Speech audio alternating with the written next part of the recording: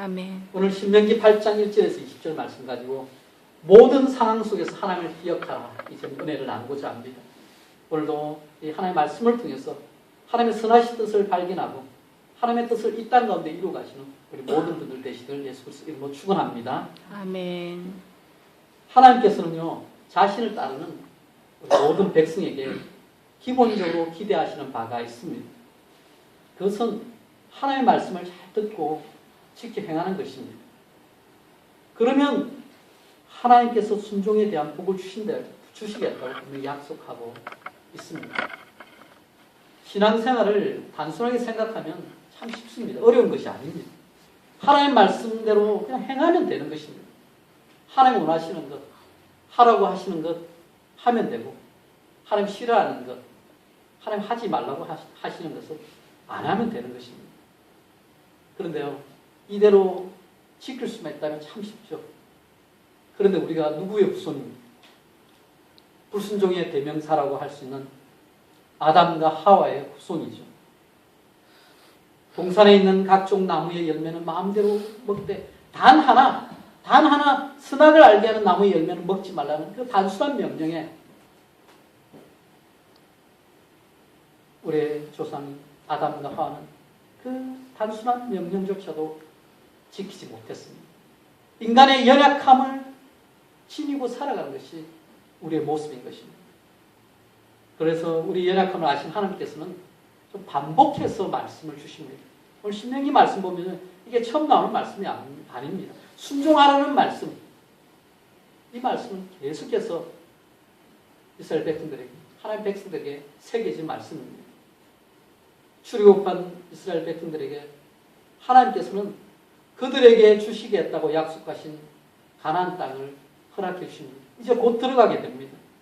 그런데 하나님께서 주시겠다고 맹세하신 그 땅에서 얻게 되는 풍성함이 있는데요. 생명과 번성의 선물은 그들에게 자동적으로 주어지는 것이 아닙니다.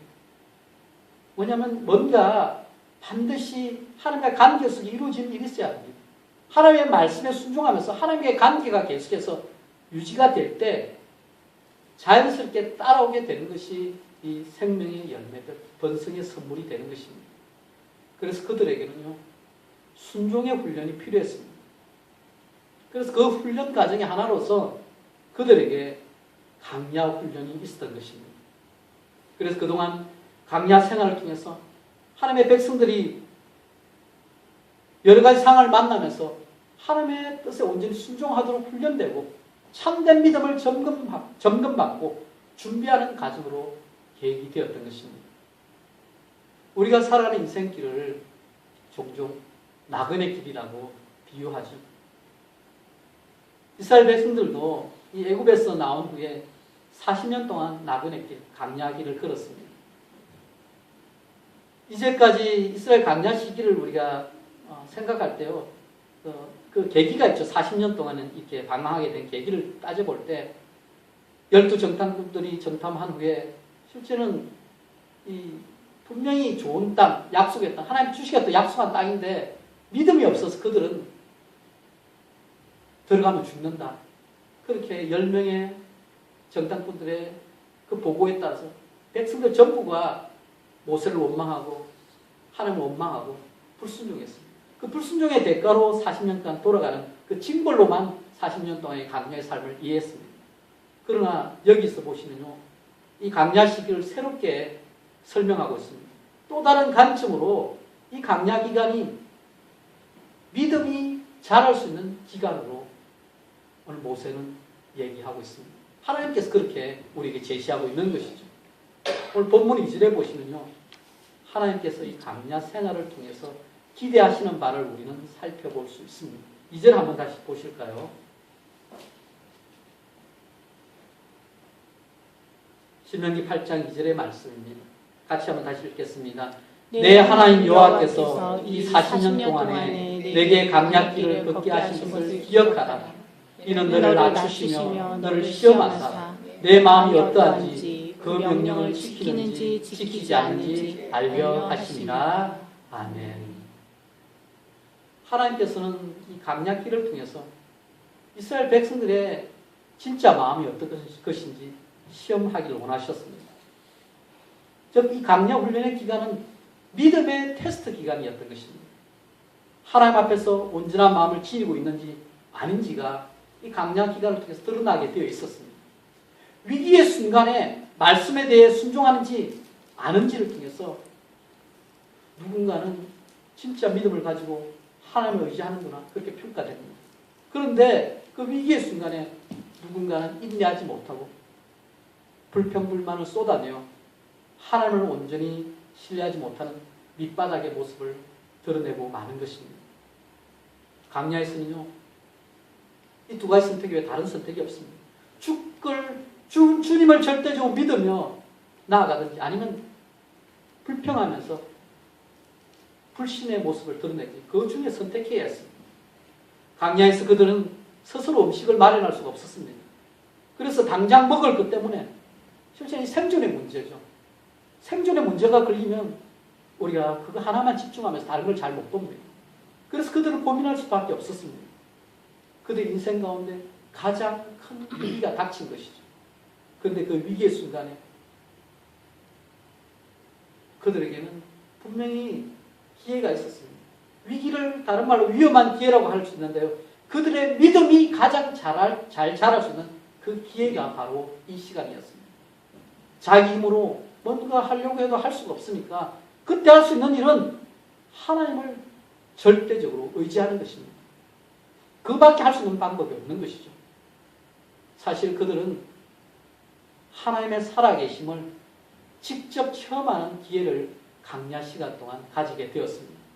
그들은 하늘에서 내리는 만나를 먹게 되었습니다.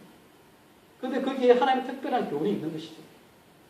궁극적으로 그들을 살게 하는 것은 뜻만이 아니라 하나님의 말씀이었습니다.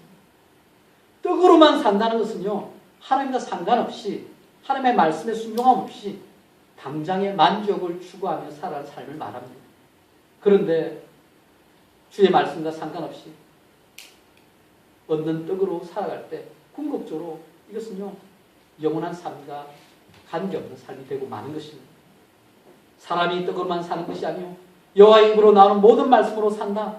이 말씀은요, 영적인 삶과 육적인 삶을 대조하고 있는 말씀이 아닙니다. 오히려 모든 생명이 하나님으로부터 온다는 것을 보여주고 있는 것입니다. 태초에 하나님께서 말씀으로 천지를 창조하셨듯이 하나님의 말씀을 통해서 우리에게 새로운 생명을 주신 것입니다. 말씀을 통해서 하나님께서 우리를 인도하시는 것입니다. 사실 오늘 방금 우리가 읽은 말씀 본문 중에 보시면 예수님께서 공생의 사역 전에 강야에서 40일 줄이신 후에 사탄이 시험하는 그 돌이 떡이 되게 해라 해서 그렇게 사탄이 시험했을 때 거절하시며 하신 말씀이 바로 신명기 8장 3절에 나옵니다. 이 말씀 여러분 기억하시죠? 사람이 떡으로만 살 것이 아니요 하나님의 입으로 나오는 모든 말씀으로 살 것이다. 그렇게 예수님께서 직접 이 말씀을 인용하여서 그렇게 사탄을 대적했습니다. 예수님께서는 당장의 배고픔 때문에 하나님의 뜻을 놓치지 않으시고 하나님의 기쁘신 뜻에 순종함으로써 사탄의 그 게임을 다 거부하셨습니다. 우리는 살아가면서 당하는 위기를 좋은 기회로 활용할 수 있는 것입니다. 주어진 환경에 우리가 주어진 환경을 살펴보면서 이 환경이 어떠냐 탓하기보다는 그것을 어떻게 믿음으로 받아들이고 반응하느냐가 더 중요한 것입니다. 똑같은 상황 가운데서도 누군가는 환경에 따라 스트레스를 받다 힘들어하고 견디지 못해서 도망치고 포기하지만 누군가는 그런 어려움을 극복하고 그 상황을 통해서 더욱 훈련되고 성숙하고 성장하는 모습을 보이게 되는 것입니다. 따라서 우리는 환경을 탓하기보다는 모든 상황 속에서 하나님을 기억하며 주어진 섭리와 계획을 받아들이면서 믿음을 더욱 성숙할 계기로 삼으면 되는 것입니다. 사실 이스라엘 백성들은 이 광야의 삶을 시작하기 전에 애굽에서 오랜 세월 동안 노예 생활로 형성되어진 그 패배의식을 지니고 살았습니다. 그렇죠. 노예이기 때문에 그들이 스스로 할 수 있는 것은 없었습니다. 결국 시키는 것만 했던 것이죠. 하나님께서 때때로 불순종할 때 하나님 백성들에게 징계를 하시지만 하나님께서 이 하나님 백성들에게 음식과 물과 어복 등 모든 의식주를 해결해 주시면서 전적으로 하나님을 의지하게 만드셨습니다. 그러면서 이스라엘을 훈련시킨 것이죠. 이 모든 것이 주의 말씀으로 공급되었기 때문에 그들에게 요구하는 반응은 오늘 본문의 6절처럼 하나님 여호와의 명령을 지켜서 그의 길을 따라가며 경외하는 것이었습니다. 하나님의 명령을 지켜 그의 길을 따라간다는 것은요, 말씀 그대로 순종한다는 말씀입니다. 경외한다 얘기할 때 우리가 두려워한다는 의미를 담고 있지만 이것이 엄밀하게 말하자면 전지전능하시고 강하시고 거룩하신 하나님께 불순종하는 것을 두려워하는 그런 의미의 말을 이게 표현하고 있는 것입니다. 그래서 하나님께 불순종할 때 우리가 이 순종할 때 얻는 유익보다 더 큰 징계가 있을 거야 사실을 기억하면서 하나님을 두려워하고 경외하며 나아가야 하는 것입니다. 이어서 보시면 7절 위에 보시면 이제 광야 생활의 그 어려운 상황과 대조하여서 약속의 땅의 풍부함이 묘사가 되고 있습니다. 그 땅에는 이 다양한 물의 공급처가 있어가지고 골짜기든지 산이든지 이 시내와 분천과 샘이 흐를 것이라고 약속되어 있습니다. 사실 이 물이라는 게 사람이나 동물이나 생명 유지에는 필수적인 것입니다. 그뿐만 아니라 곡식이 자라는데도 물이 있어야 되는 것이죠. 그런데 광야의 모습은요, 물이 없는 곳입니다. 겉으로 볼 때 물이 없는 곳이죠.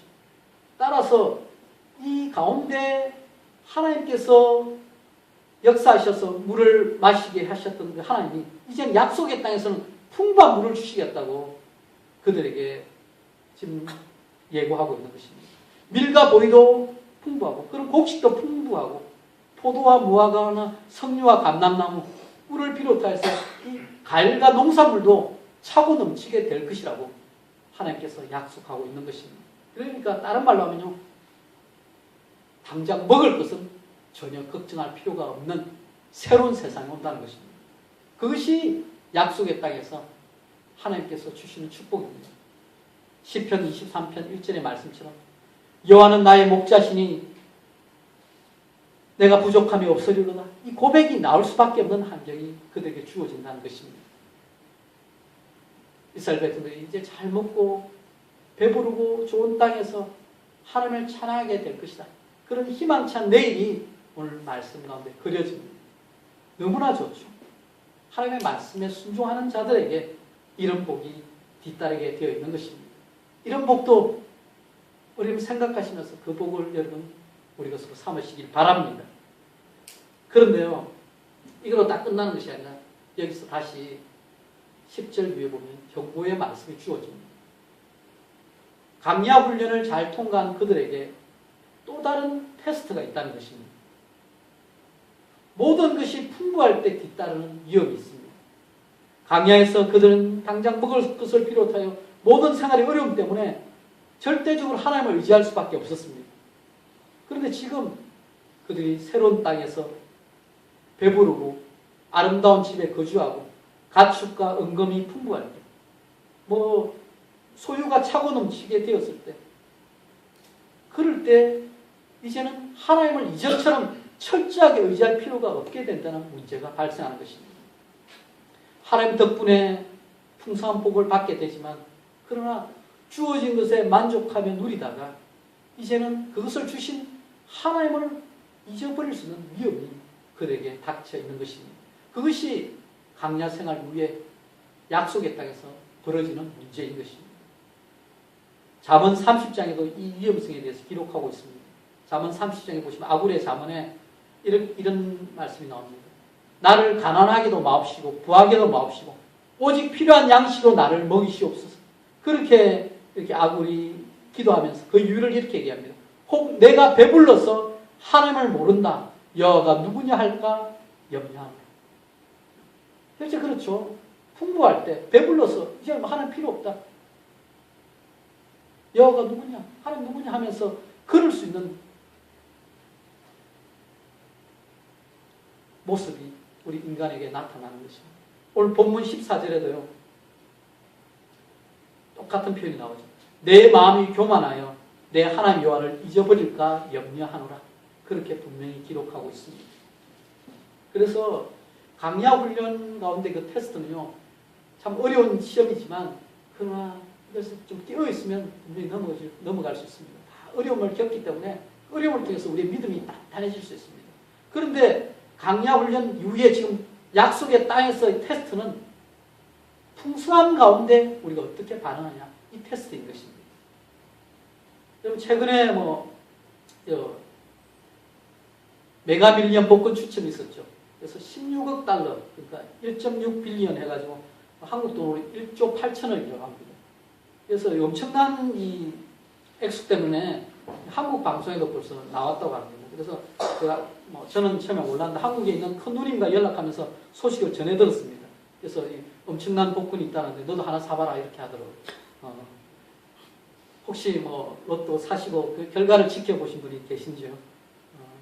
근데 여러분 이 로또 1등 당첨 확률이 어떻게 되냐면 약 3억 200만 분의 1이라고 합니다. 따라서 여러분 그 확률에 따라서 여러분 승부를 걸기보다는 여러분 성실히 일해서 돈 벌 확률이 훨씬 크다는 것입니다. 그렇게 하십시오. 그런데 이 벼락 맞을 확률보다 더 힘들다는 로또에 누군가는 당첨이 됩니다. 그런데 문제는 로또 당첨된 이유가 더 큰 문제가 생긴다는 것입니다. 이 당첨된 사람들을 몇 년 후에 다 추적 조사해본 결과를 보면요. 그 결과가 상당히 좀 흥미롭습니다. 좀 한편 보면 좀 안타까운 마음도 듭니다.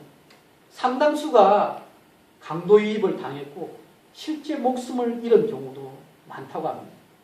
또한 이 돈이 이제 많으니까 이전과 다른 풍요로운 삶에 취하다 보니까 생활관리를 잘못해서 마약에 손대어서 건강을 잃고 망가지면서 결국은 빈털터리가 되고 또 절제를 못하고 마구 써서 심지어 빚을 쓰게 되는 그런 경우까지 있다고 합니다. 그래서 로또 당첨 이전보다 불행해졌다는 사람들이 아주 많습니다. 여러분 이 얘기가 뭘 말합니까? 가난의 시험을 통과한 사람도 풍요의 시험을 통과하지 못하는 경우가 많다는 것입니다. 풍요하게 된 이후에 개구리가 올챙이적을 생각하지 못하는 망각의 시험에 빠지게 됩니다. 이스라엘 백성들도 강야 훈련을 통해서 결국은 하나님을 의지하는 그런 훈련을 받았지만 약속의 땅, 가나안 땅에 들어가고 나서는 그 풍요함 가운데 하나님을 잊어버리게 되는 위험에 처할 수 있었습니다. 잘 먹고 잘 살게 되면서 그들은 자신을 애굽 땅 종되었던 집에서 이도해내신 그 하나님, 불뱀과 정갈이 있던 강야에서 보호하셨던 하나님, 이스라엘을 기적적으로 구원하신 그 하나님을 잊어버리게 된다는 것입니다.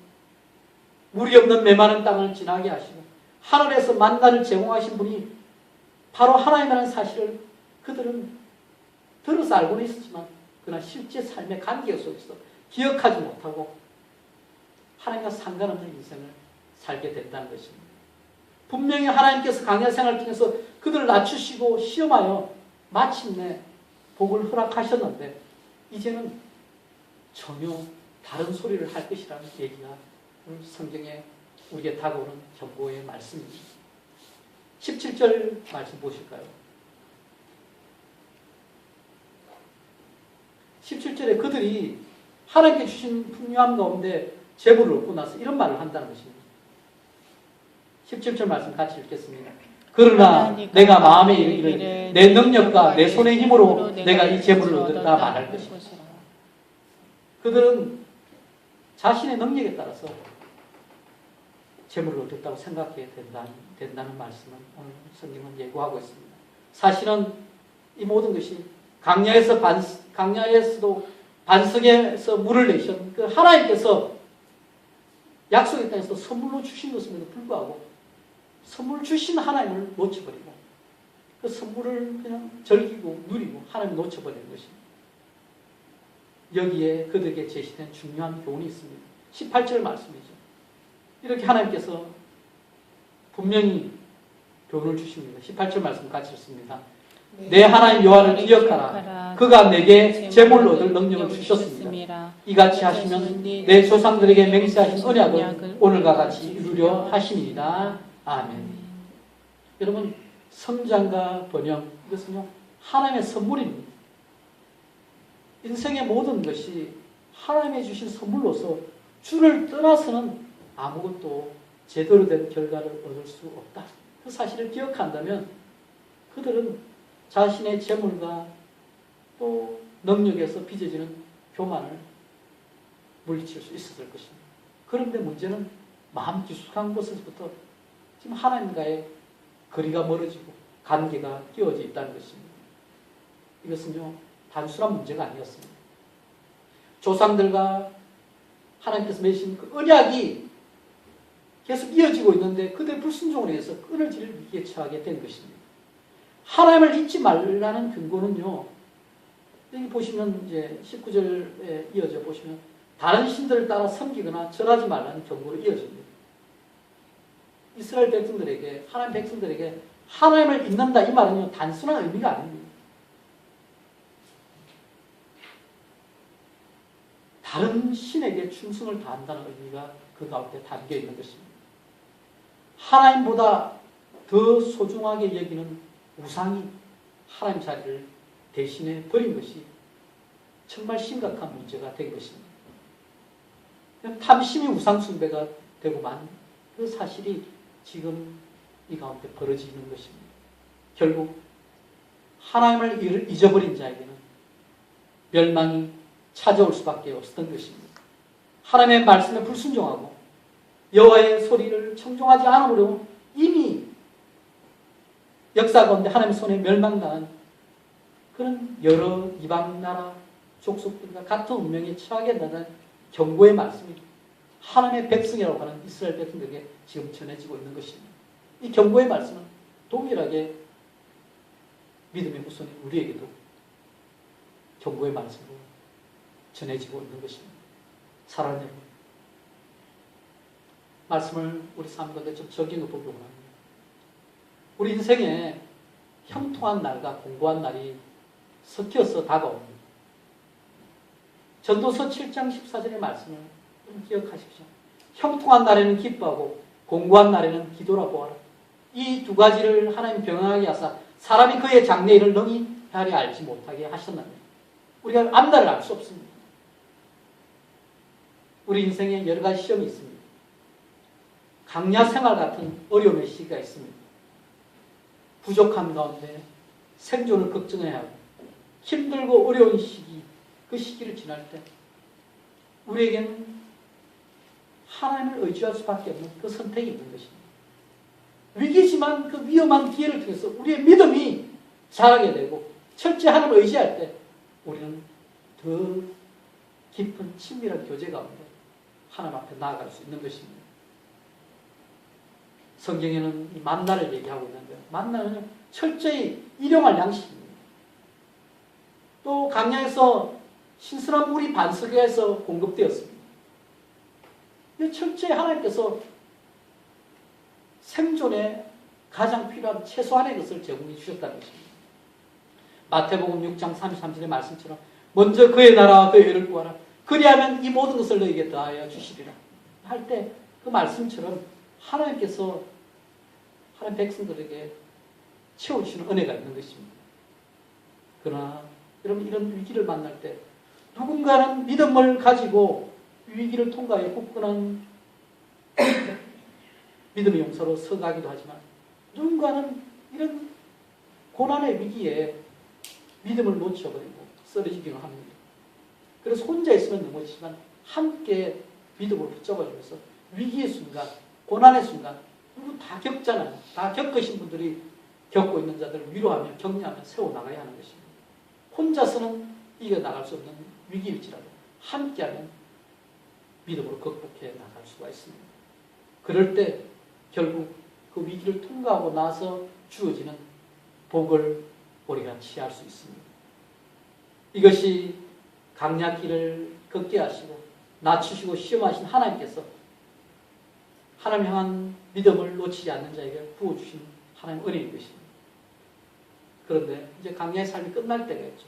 강야의 삶이 끝나고 약속의 땅에 들어간 것처럼 아메리칸 드림을 이루고 안정적인 풍요로움의 그 시기를 맞이할 때도 있을 것입니다. 그러나 그때 미리 당겨서 그때를 준비하면서 기억해야 할 것이 있습니다. 그때가 하나님을 의지하기보다는 하나님을 놓치기 쉬운 시기입니다. 어떻게 생각하면 그때가 더 힘든 시기입니다. 망각의 문제, 잊어버림의 문제는 누구에게나 찾아옵니다. 아무리 좋은 일이 여러분 일어나도 그 행복감이 얼마 가지 못합니다. 누가 행복에 대해서 이런 걸 남긴 것을 보았습니다. 밥을 잘 먹으면 하루가 행복하고, 핸드폰을 사면 일주일이 행복하고, 차를 사면 한 달이 행복하고, 집을 사면 1년이 행복하다. 그런데 그러면 기한이 정해져 있는 것이죠. 결국 그 처음에 그 느낌은 얼마 안 가서 다 잊어버리게 됩니다. 하나님과의 우리의 관계에서 이런 잊어버림의 문제, 이런 망각의 문제가 심각한 결과를 초래할 수 있습니다. 과거에 하나님을 향한 뜨거운 열정으로 물불 안 가리고 열심으로 섬기고 헌신했던 그 일이 혹시 있으신지, 그때 열정이 아직도 혹시 생생하게 살아남아 있는지요? 여러분, 우리가 인간이기에 아무리 떠올리려고 해도 그때의 뜨거운 열정과 똑같이 되지는 않을 것입니다. 어느새 조금씩 그 열정이 식어지게 되는 것입니다. 처음 신앙생활 할 때는 저도 기억나는데요. 조금 사소한 것까지 기도해도 적시정시 응답을 받았습니다. 시간이 지남에 따라서 우리가 하는 노력에도 불구하고 즉각적인 결과가 바로 나오지 않을 때 그런 때를 지나게 됩니다. 또한 때때로는 우리가 별 노력을 하지 않았는데도 결과가 좋을 때도 우리는 경험합니다. 어느 순간 우리의 노력하고 하나님의 채우심이 일치되지 않는, 이걸 했는데 나와야 되는데 우리가 기대하는 바도 나오지 않고, 어떤 때는 아무 생각이 없었는데 하나님께 주어지고, 이런 불일치의 시간을 우리가 맞이하게 됩니다. 그러면서 여러분, 하나님과 상관없는 풍요로움 때문에 때때로 내 생각대로 살기로 작정하는 사람도 생기게 됩니다. 그렇게 되어 있습니다. 조금씩 하나님 관계가 멀어졌는데 불구하고 그것을 잘 모릅니다. 시간이 지나고 나서 돌아보니까 마음이 식어있고 심각한 문제가 발생한 자신을 발견하게 되는 것입니다. 내가 해서 뭔가 이루어지면 교만한 마음이 생깁니다. 그런데 그 모든 것이 하나님께서 허락해 주실 때 가능하고 그것이 이루어지는 것입니다. 사랑하는 여러분, 우리가 하는 일에 복을 부어주시는 하나님을 놓치면 안 됩니다. 우리의 모델이죠. 예수님.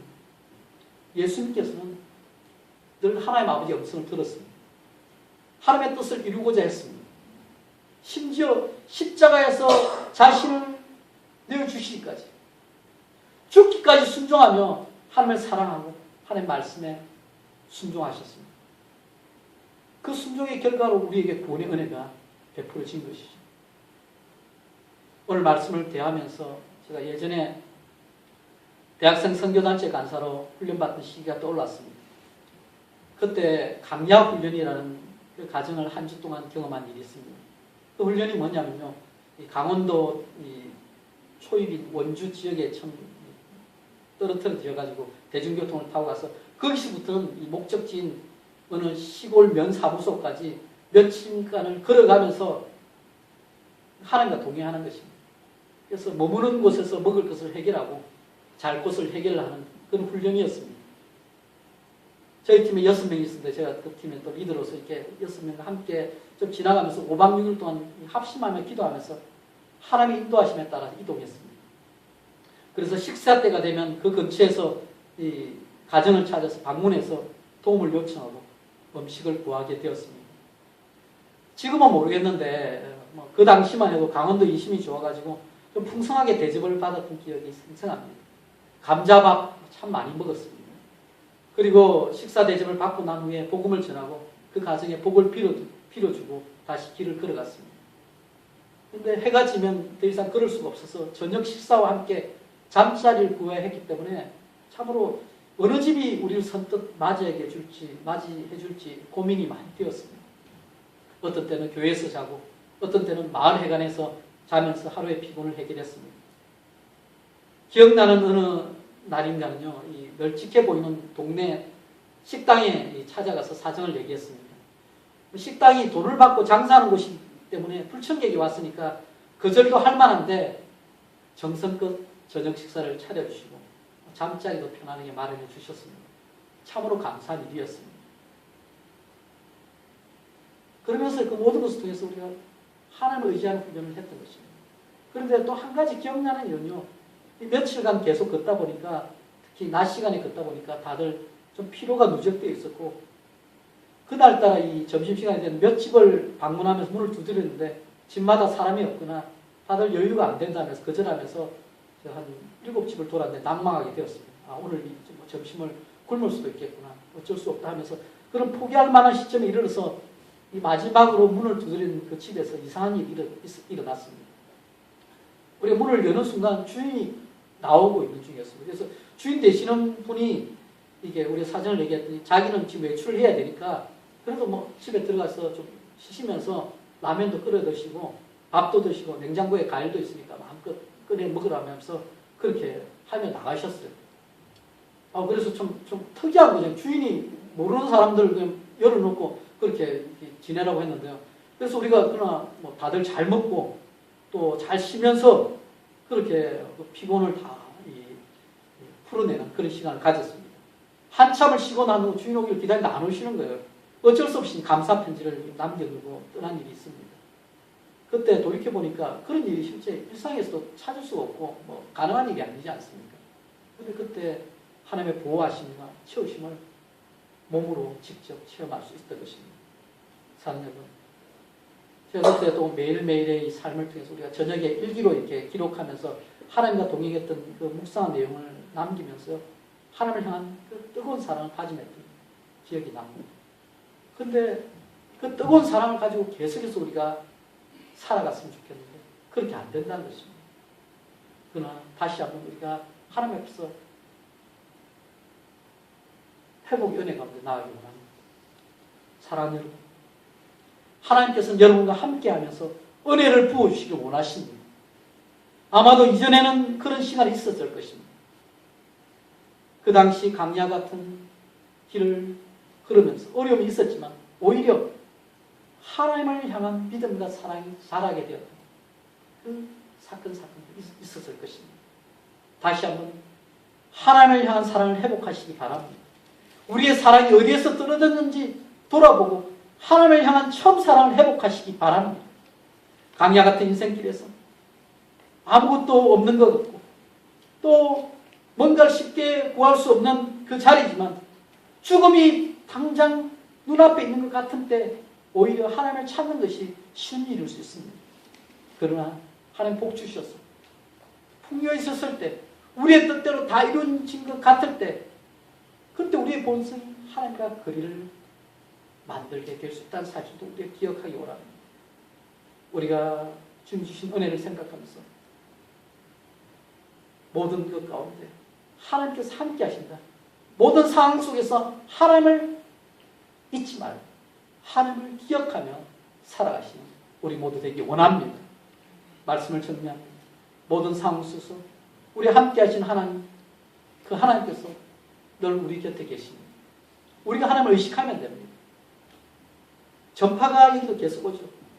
그 주파수만 맞추면 우리 하나님과 통할 수 있습니다. 하나님을 기억하시기 바랍니다. 한 주의 삶 가운데도 여러분 각자의 자리에서 다시 한번 말씀과 기도의 삶을 점검하고 조금씩 하나님 교제를 회복하며 여러분이 있는 곳에서 하나님 뜻을 이루어 가시는 저와 여러분 되시길 예수 그리스도 이름으로 축원합니다. 아멘. 사랑의 주님.